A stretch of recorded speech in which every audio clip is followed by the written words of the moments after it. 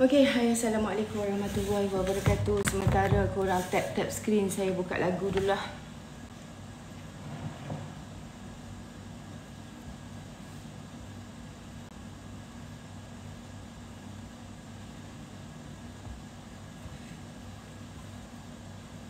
Wait.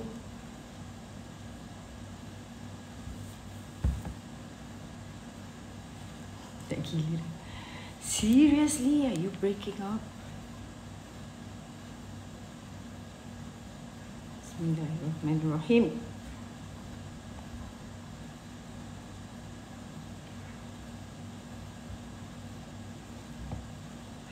Tapi jangan lupa, perjuangan mesti diteruskan.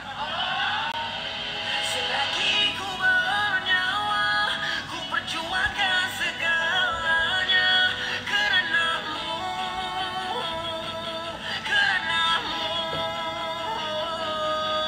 Selagi ku bernyawa, Hot chocolate. ku pertahankan segalanya kerana-Mu.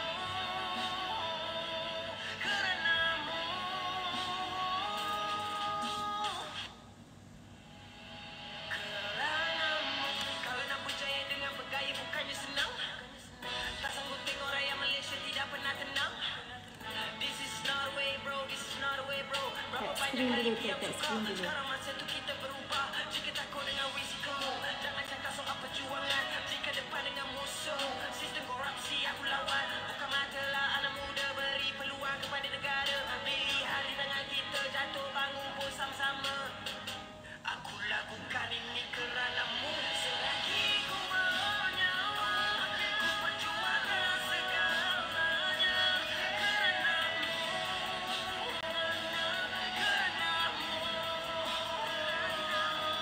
Selagi ku bernyawa, ku pertahankan segalanya kerana-Mu.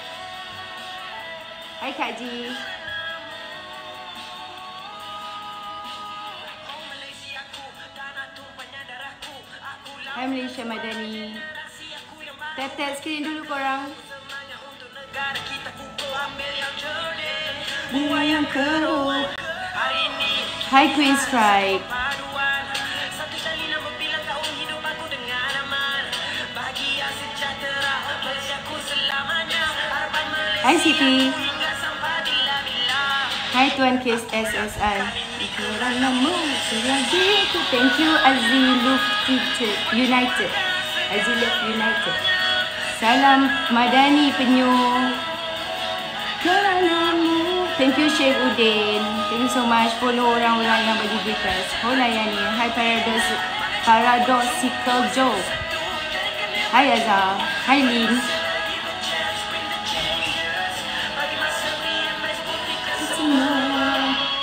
Okay, baik. Bagi masa dah untuk PMX kita untuk buktikan. Kau nak mandi ke? Thank you Malaysia Madani. Thank you semua. Hai tanpa kopi tanpa gula. Jarang orang call saya Wan. Biasa orang call saya Ani. So saya sebab ada juga adik-beradik saya pun nama Wan juga kat depan. So ayah saya pun nama Wan juga kat depan. Jadi macam kalau orang panggil aku Wan, aku rasa macam pelik lah. Tapi ada je yang panggil, yang pertama kali jumpa. Hai JTR, hai Kak Ji, hai. Okay, thank you so much for the gift. Kenapa saya petik tajuk munafik ni? First of all, saya nak tengok point saya dulu. Saya takut saya lupa sebab saya tulis dah point saya tadi sebelum kita live. Hai Lulu, thank you Cik Talib. Thank you so much. Okay. Wow, thank you Ahmad Sofia. Selamat malam. Belum, jangan bagi saya tidur lagi. Bukan masa tidur lagi ni. Awal lagi. Okay, kenapa saya petik berkenaan dengan Faisal pula dah, munafik. Sebab ada satu posting oleh Wan Ahmad Faisal ni. Wah, dia pun ada filter. Thank you Ain. Itulah. Kena buang dulu filter. Kejap saya buang filter. Sekejap saya buang filter kalau buang filter buruklah muka. Nampak? Okay, ini posting daripada Muhammad Faizal. Okay. Okay. Letak filter balik, bagi lawa sikit.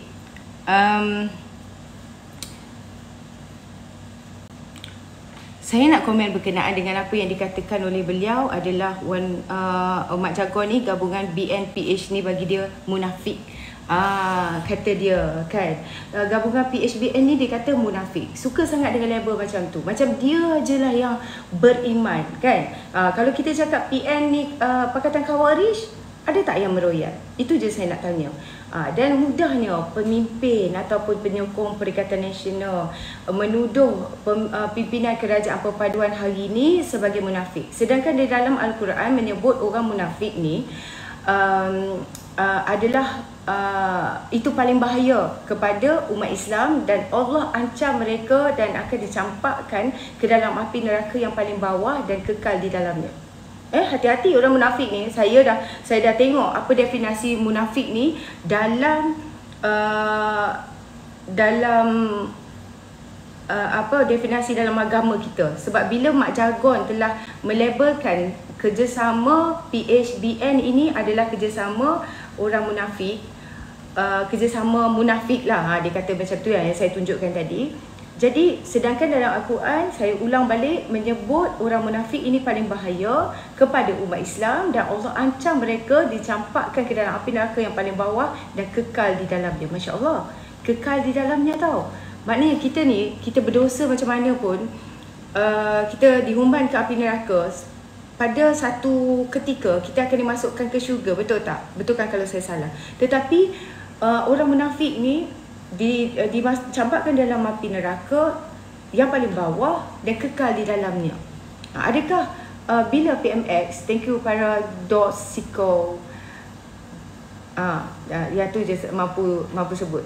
Okey, jadi mudahnya pemimpin penyokong PN ni melabelkan gabungan munafik. Sebab bagi saya, okey, di sini saya ada cari ni, orang munafik adalah orang yang bermuka dua, mengaku beriman padahal hatinya ingkar, kufur dan syirik, dan sikapnya memusuhi kaum muslim. Thank you Kak Jet.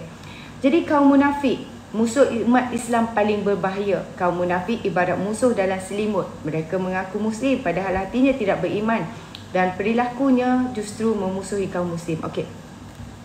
Dari apa yang saya tafsirkan daripada apa yang saya Google lah, boleh kata Google lah, tak adalah Google dekat Google tu, tapi pergi dekat posting-posting ustaz lah yang pernah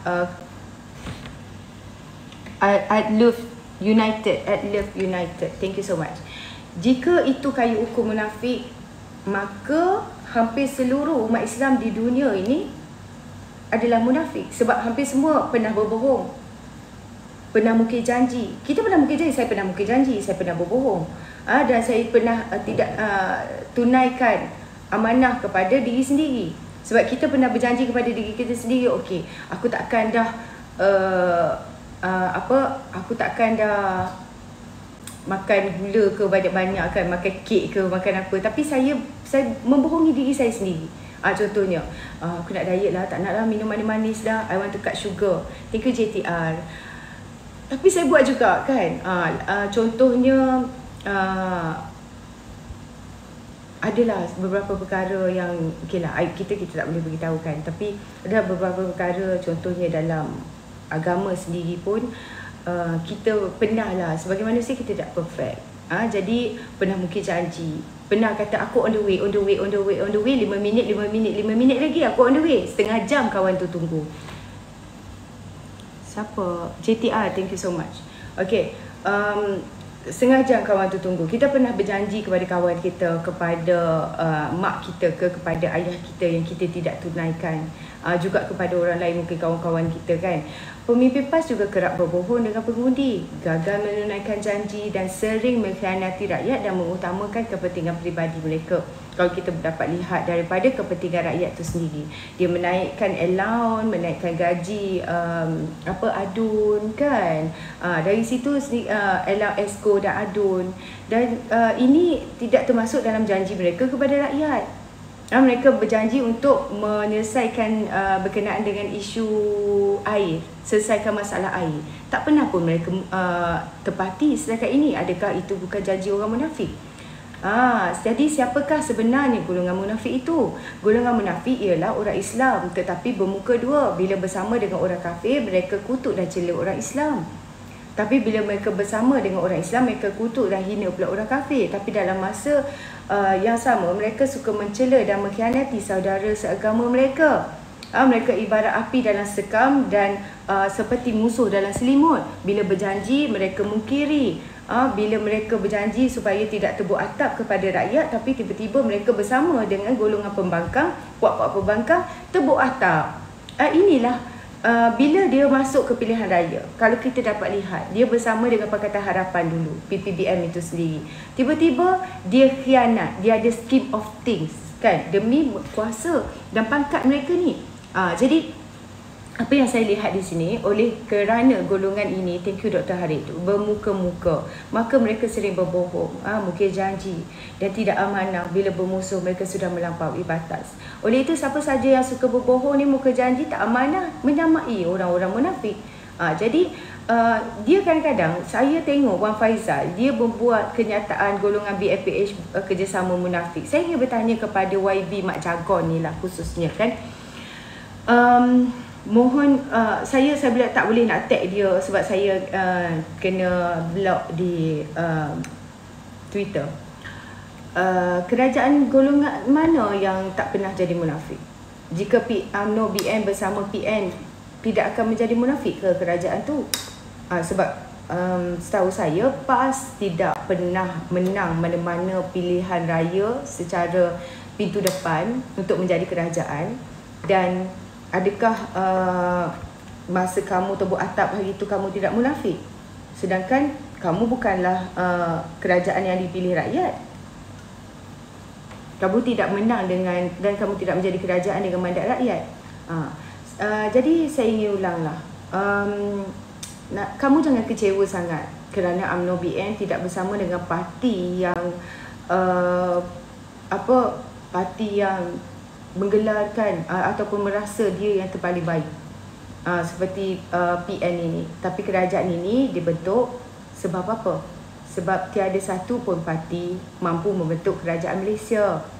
Tak reti ke buat tak reti YB oi? Sudahlah menghasut rakyat. Cuba faham dan hadam maksud munafik tu dulu, Mak Jagon. Lepas tu Mak Jagon bolehlah melabelkan orang. Inilah golongan Khawarij ni, suka melabel-labelkan orang. Tapi dia yang kononnya tu paling suci. Kena kenal dulu sifat orang munafik tu bagaimana kan.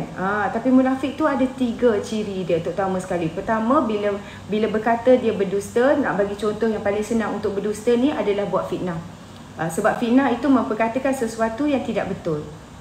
Contoh, kalau Datuk Seri Anwar Ibrahim sokong LGBT, tuduh beliau gay, cakap tabung haji dijual kepada aset bukan Islam.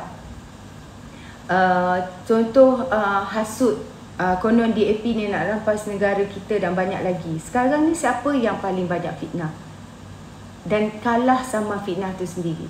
Mereka lah kaki fitnah. Kan? Kedua, apabila dia berjanji, dia mungkin janji. Kalau bab ni walaupun memang bangkitkan isu, kalau saya jadi Perdana Menteri hari ini, esok minyak turun. Kan? Itu yang dia duk bangkit-bangkitkan. Thank you Anip. Tapi janji tu tahun 2008 dulu. Situasinya lain dan janji setiap PRU, manifesto setiap PRU itu berbeza-beza. Dan kalau ikut situasi juga masa tu, bagaimana keadaan ekonomi dunia dan sebagainya lah. PRU tahun tu Datuk Seri Anwar tak jadi pun Perdana Menteri. Jadi tak valid. Tak valid kalau nak ulang benda yang tahun 2008 punya cerita. Betul tak? Jadi pada tahun 2018 PRU 14 PAS janji akan hapuskan hutang PT-PTN kalau pemerintah. Ditakdirkan Allah pada tahun 2020 PAS jadi sebahagian daripada kerajaan.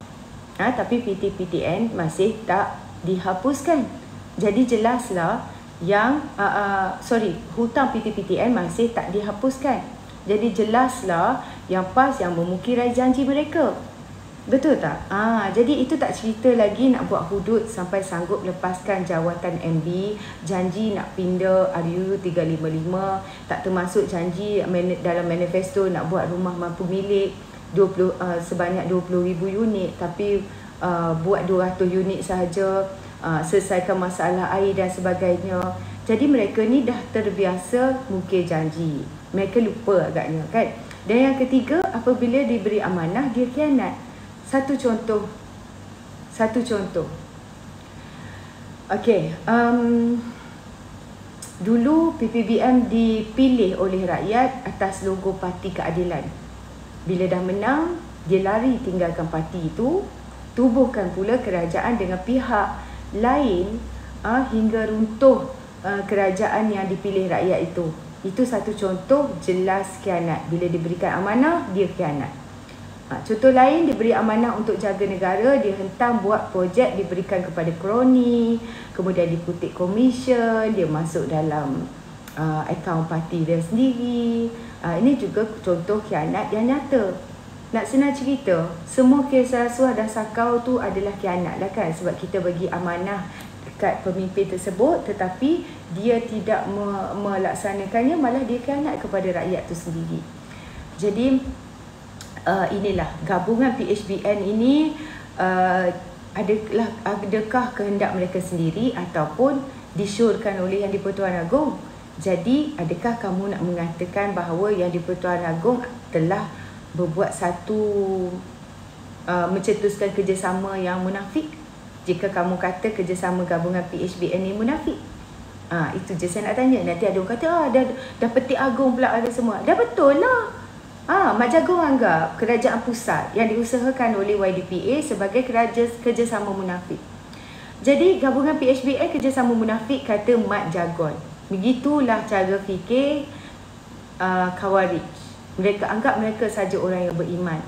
Mereka, hanya parti yang berpakat dengan mereka saja terselamat daripada dilabel sekular, dilabel liberal, dilabel munafik ke, kafir habi ke, kan? Kita kena ingat balik, jangan cepat sangat lupa. Parlimen tergantung tanpa kerajaan. Usaha YDPA untuk semua parti itu bukan kerajaan perpaduan. Tanpa kerajaan, ini akan membahayakan negara. Takkan segala Yang di-Pertuan Agong punya usaha dan parti yang terlibat dianggap sebagai kerjasama munafik. Dalamnya bukan hanya PHBN saja, ada GRS, ada GPS dan lain-lain parti lagi lah. PN dan PAS ini yang reject jemputan Yang di-Pertuan Agong untuk jadi kerajaan. Mereka lebih berminat untuk tubuh atap, mereka tak berminat untuk bersama-sama jadi dalam kerajaan perpaduan. Sebab setiap hari mereka menghasut, menabur fitnah, melakukan qazaf untuk tumbangkan kerajaan perpaduan yang sah ini. Malang sekali lah kamu ni menyokong satu gabungan yang saya sendiri nampak sebagai gabungan yang munafik lah. Kan? Lepas tu dulu selama 60 tahun melawan satu individu, sekarang ni individu tu lah terpaling suci, terpaling baik, terpaling dah dosa dia dah dihapuskan sama sekali. Kalau kita tanya pasal peristiwa Memali pun akan menyebabkan apa Haji Hadi kata soalan setan, hasutan setan, apa-apa dah lagi lah. Okey, saya nak bagi dengar berkenaan dengan isu beras ni. Naik sikit, naik banyak, tapi harga yang naik tu beras import. Dengar ini sekarang kalau kita nak cerita hangat sekarang beras lah. Datuk Maidin, availability ada ke tak? Sekarang kalau kita nak cerita hangat sekarang beras lah. Beras ni dia ada dua. Nombor satu, availability ada ke tak ada beras tu. Yang kedua, harga. Harga memang naik, bukan naik sikit, naik banyak, tapi harga yang naik tu beras import. Jadi kita tak boleh kata harga beras naik. Harga beras bukan harga beras naik semua. Yang naik tu beras import. Beras SST 5% memang ada price control. Thank you, dan harganya RM26 untuk 10 kilo gapil. So dia ada, kita kena bezakan lah. Harga naik, okey. So sekarang apa masalah?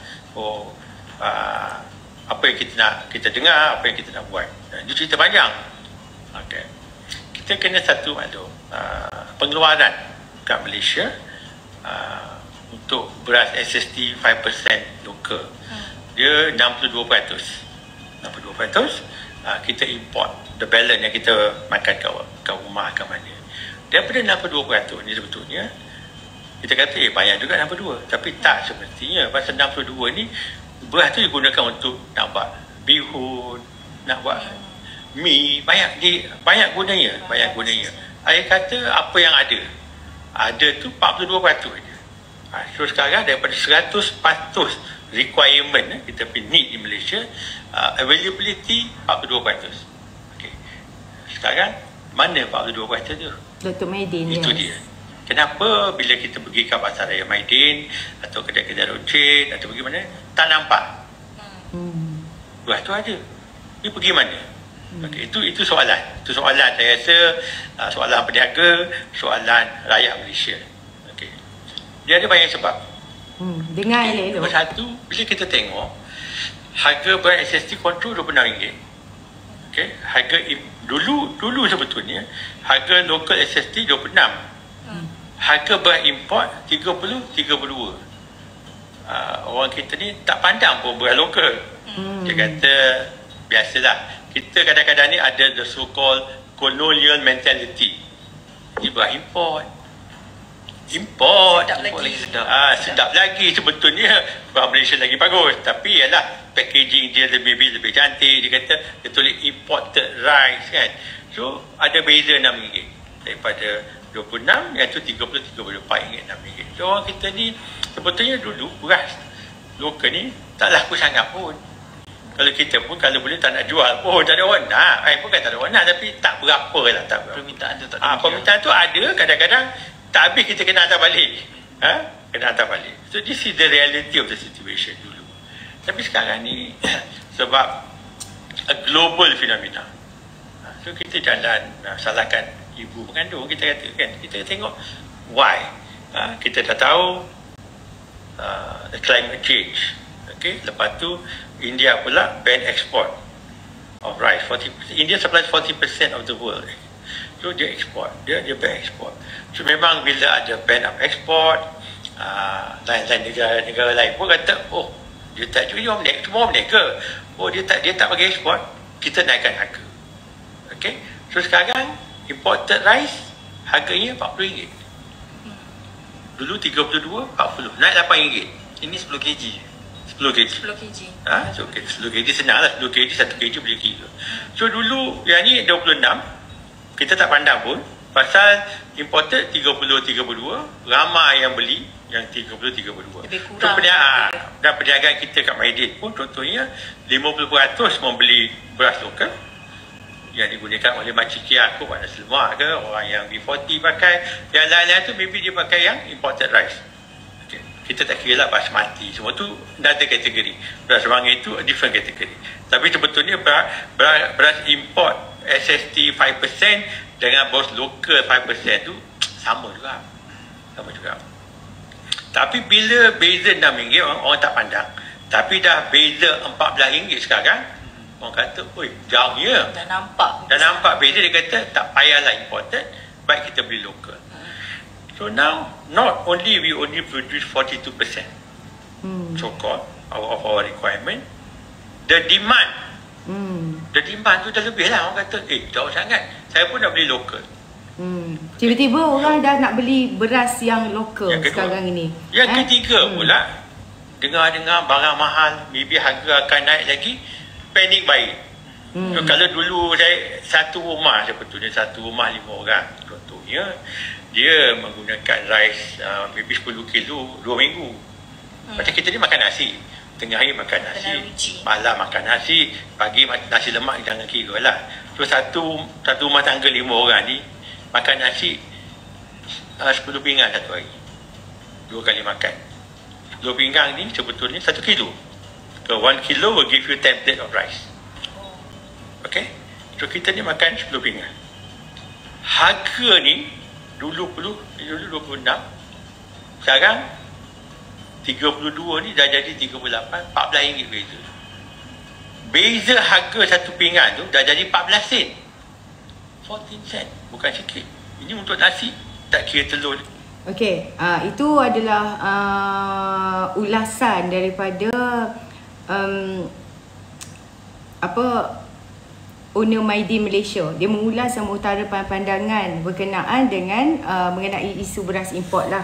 Jadi kalau peniaga sendiri pun dah faham, mengetahui bahawa ini adalah isu global, dan tak bolehlah kita nak menyalahkan kerajaan. Sebab saya faham walaupun semua memang bebal, bukan main berita berlagak-lagak duk tayang kononnya beli barang import, tapi beras naik harga sikit saja dia dah rasa cuak gila weh, beras dah naik harga. Tiba-tiba baru nak pandang beras tempatan. Okey, dan Datuk Seri Anwar Ibrahim berkata kerajaan sedaya upaya bantu rakyat depani masalah harga barang keperluan. Ini 2 hari lepas Perdana Menteri Datuk Seri Anwar Ibrahim kata sedaya upaya kerajaan sekarang dia nak melakukan yang terbaik untuk membantu rakyat dalam mendepani masalah berkaitan harga barang keperluan masa ini. Okey, sekejap. Saya buka apa lagi secara terperinci. Okey. Memang mengakui perkara itu wujud. Dia kata dia sudah memfokuskan dan meminta pemangku Menteri Perdagangan Dalam Negeri Datuk Amizah Muhammad Ali dan memberi perhatian kepada perkara itu. Timbalan Perdana Menteri turut memfokuskan berkenaan isu dengan mesyuarat jawatankuasa pemantauan pelaksanaan tindakan majlis tindakan suara hidup. Memang ada masalah, saya akui. Dia kata harga barang dan keperluan, kita lihat beberapa negara sudah ada keresahan sosial besar kerana sekatan ekspor beras, peningkatan cukai ekspor bawang pun sama. Itu semua beri kesan kepada ekonomi dan harga barang, tapi kita cuba tangani selepas melancarkan sambutan ulang tahun Jubli Intan Lembaga Tabung Haji hari itulah. Dan mungkin nanti saya fikir tak ada keperluan mendesak sebab yang kosong cuma satu, kan? Apa tu? Berkenaan dengan apa? Menteri Kabinet, rombakan Kabinet. Ketika ini jawatan Menteri Perdagangan disandang oleh Datuk Amizah tadi yang dia kata tadi. Datuk Amizah Muhammad Ali. Okey. Itu sedikit mengenai apa yang PM respons lah. Dan kerajaan sedia tampung dan beri bantuan tambahan. Perdana Menteri kata jangan risau pada rakyat-rakyat semua. Kerajaan sedia tampung dan beri bantuan tambahan kepada rakyat untuk mengimbangi kesan kenaikan harga sosial yang besar kerana sekatan ekspor beras, peningkatan cukai ekspor bawang umpamanya, itu semua memberikan kesan kepada ekonomi dan juga barang-barang. Tapi kita cuba tangani bila harus Kementerian Kewangan menampung melalui bantuan, kita teruskan. Okey. Okey, jadi inilah saya nak tanyalah. Hari tu pada sebelum PRN ni Amar ada keluarkan kenyataan. Dia kata Kelantan boleh jadi negeri kaya jika PAS terus diberi mandat. Jadi sekarang ni lepas kita nampak PAS dan negeri Kelantan ni sudah diberi mandat semula kepada PAS, dan PAS minta peruntukan dari kerajaan untuk bantu Kelantan dalam masa kita dah tahu mereka memerintah dah 33 tahun. PAS memerintah Kelantan dan air Kelantan masih tak dapat diselesaikan. Dan adakah maksud PAS menjadi kaya dengan memberikan ladang musangking terbesar kepada orang Cina? Itu yang kami nak tanyalah. Adakah dengan memberikan pelumbungan emas kepada puak-puak yang bukannya orang asal Melayu dan orang Kelantan tu sendiri? Bagaimana Kelantan boleh jadi negeri kaya ni? Sebab semasa pilihan raya sebelum PRN lepas, Dia berjanji bahawa kalau diberi mandat semula, Kelantan boleh jadi negeri kaya. Jadi apa usaha kepada setakat ini yang kamu nampak yang mengatakan bahawa PAS ini telah membuat sesuatu lah untuk membangunkan ekonomi negeri Kelantan itu sendiri. Sebab saya nampak sekarang ini apa yang PAS buat adalah memberikan pelombongan kepada orang bukan Islam dan orang bukan Melayu. Lepas tu menjadikan penasihat, Atuk Saka penasihat untuk menjadi penasihat di 4 negeri SG4 ni. Itulah. Jadi pada saya, siapa-siapa nak naik silalah. Kenapa hari ni duduk bawah je tak berani nak naik. Biasanya dah nak cakap banyak dah nak naik dah. Tak berani nampaknya dia orang ni. Sila. Saya dah invite beberapa orang ni tapi tak berani weh. Muslimat Lato Naga. Siapa tu Lato Naga? Tak kenal pun. Siapa ya? Silakan kalau ada nak kongsi apa-apa ke, naiklah. Saya dah boring dah mengomen seorang-seorang. Saya nak tengok apa lagi isu yang saya boleh ulas dekat ni. Dia berkenaan dengan menunggang agama. Kalau orang menunggang agama tu bagaimana? Orang menunggang agama ni kalau kita nak bagi kenal adalah orang yang menggunakan agama untuk kepentingan sendiri. Tapi kalau orang menunggang agama pula, kalau orang memberi pencerahan dari skop agama tetapi tak ada kepentingan pun untuk dia, maknanya dia tak akan jadi kaya lah. Dia tak dapat jawatan, dia tak jadi YB. Kan? Yang menunggang agama tu membodohkan orang. Orang suruh main isu kazaf. Kau main isu kazaf tu cukup-cukup kan. Kau main juga isu kazaf tu sampai membuatkan diri kau fasik. Masya Allah. Orang jenis apa korang ni? Sampai kau main isu kazaf tu semata-mata kerana kau telah diarahkan sebegitu. Kau diarahkan sebegitu untuk korang ni okey pergi kat Rumrani ni, lepas tu kau main isu kazaf. Mainlah isu kazaf. Tak apa. Dia orang akan panas, dia orang akan tak suka, dia orang akan meloncat, dia orang akan tak. Itu bukan soalnya. Soalnya sekarang ni kau telah cross batas agama tu. Thank you Chia. Yang membuatkan diri kau tergolong dengan golongan fasik. Kau telah terpedaya dengan syaitan-syaitan dan iblis-iblis yang memerangkap korang. Kononnya korang nak kita nak jatuhkan room ni. Kita nak jatuhkan Cik Ani ni kan. Contohnya. Caranya bagaimana? Caranya adalah kita main isu kazaf ni sampai dia terperangkap, sampai dia terlingkup, sampai dia tercedok dan sebagainya berkenaan dengan kes mahkamah. Lepas tu konon-kononnya pergi buat report pasal apa pun kita tak tahu. Tunjuklah report tu pasal apa. Report tu pasal apa? Aku takut report tu untuk cover diri sendiri je. Itu je saya nak tanya. Jadi tak ada masalah kita boleh lawan sebab saya yakin kita di pihak yang benar. Dan saya nak mungkin kalau tak ada orang nak naik, saya nak bagi panas lagi, iaitu bagaimana caranya saya nak baca sedikit teks ucapan luahan Datuk Seri Anwar Ibrahim.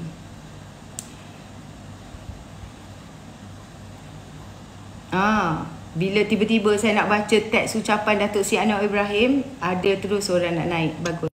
Dia takut tak sanggup nak dengar. Thank you. Dia playing victim manjang je.